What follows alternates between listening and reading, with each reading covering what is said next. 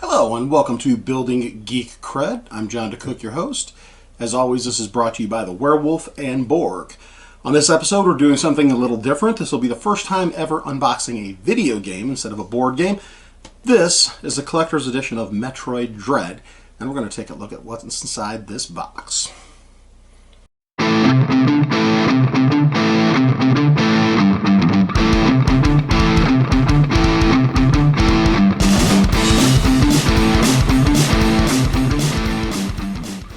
I want to start off by saying that I'm wearing a jersey here by a group called Geeky Jerseys. I'm in no way affiliated with them whatsoever.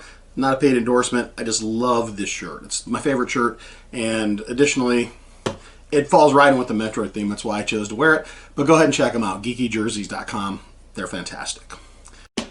So, Metroid Dread is the fifth and Nintendo claims final game in the core Metroid series. It's a two-dimensional side-scroller, and Metroid's one of the games that set the standard for something known as the Metroidvania game. So between Metroid and Castlevania, you merge those together, you get Metroidvania. The concept here is it's a game where you can't make forward advancement until you find a specific item, and then you backtrack using that item to get into areas you couldn't get to before, find other items to let you advance. So there is a lot of exploring involved. There's hidden rooms, there's walls you have to blow up, there's all sorts of interesting moves you need to learn in these games, and they've definitely evolved as they've gone. As a matter of fact, the first game in the series came out in 1986, so 35 years ago. It's actually taken them 35 years to get the technology to tell the end of the story the way that they wanted to. So during the course of time, there have been higher points and lower points in the series, but overall the games are all very solid. I would say Metroid 2 is probably the low point of the series. The original Metroid was a victim of its own time. It was start off with very little energy. You had to take time to build it up. So if you stopped the game, you could get a password to put in. That was pretty innovative at the time. Put a password in so the game would know exactly what you were carrying when you stopped. Unfortunately, to do that, you had to lose all your energy. So every time you start back with the lowest amount of energy, you had to go find a spot where these creatures just kept coming and just blast away repeatedly to build up. And by the time you had 400 or 500 energy potentially available to you, it takes a long time to get back to that. The games have evolved since then, and they work much better, much smoother. Additionally, obviously, the graphics are much better. The original one was on the 8-bit Nintendo Entertainment System in 1986. This is on the Nintendo Switch, and so it has high-definition graphics included with it. So, much nicer game as far as that goes. I managed to pick up the Collector's Edition day one, and as you can see, it's got some very nice evocative artwork on the front. You've got our hero, Samus Aran there, wearing a slightly different looking outfit than usual, because if you take a look, on my jersey, it's orange, and on here, it's blue.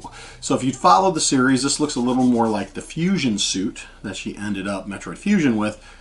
You've got the new main enemy in the back called an Emmy, E period, M period, M period, I period. And then it's got, of course, the title. I like the little evocative slash through the E there. It's kind of a nice touch as far as the font goes. Taking a look at the back, another really nice piece of art on there. This one is actually sort of a foil, so it's got a lot of glare on it. But again, you can see, obviously, some of the characters and things that are going on. The game is rated T for teen. There's going to be some violence in it, because that's the way these games go. But it's not too severe, and of course, Nintendo never really goes overboard. So taking a look at the contents of this box. Lay this down. We have an art book.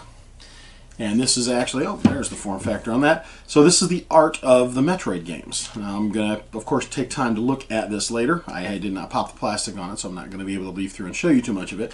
But it's a nice hardbound book. I like how it's got the sideways aspect to it, the landscape, more evocative of the video game, right? Because video games aren't played in portrait mode, they're played in landscape mode, so that's nice that they took time to do that. So also inside of here, we have a tray, a steelbook case for the Switch game itself. So opening that up, some nice artwork on the inside of the case. You've got the typical symbol there. And then you've got some additional artwork here. Of course, the game is very tiny, because all Switch cartridges are. So it's interesting they have a full-size steelbook for that. But that is a nice touch. We've also got another packet here, and let me see if the back of the box tells me what that actually is. Oh, these are art cards. that are included with it. And again, let me see if I can pop this open quickly. Oh, that came open very easily. So, there we go. We're looking at the original Metroid. This one is Metroid 2. That's the artwork cover. I believe these are all the covers. Yep, there's a cover for Super Metroid. One of the best games ever. If you've never played Super Metroid, do yourself a favor and rectify that error immediately. Fantastic game. Still one of my top 5 favorites of all time. This is Metroid Fusion. And again, I mentioned her suit looks like the Metroid Fusion.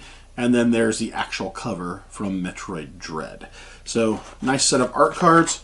One other thing that's interesting, there we go. If I hold this at the right angle, you can see silhouettes on the back of this tray. So they've actually done kind of raised artwork there. And I don't know if I can get better on a close-up. No, I've got to angle it so you can see the shadows.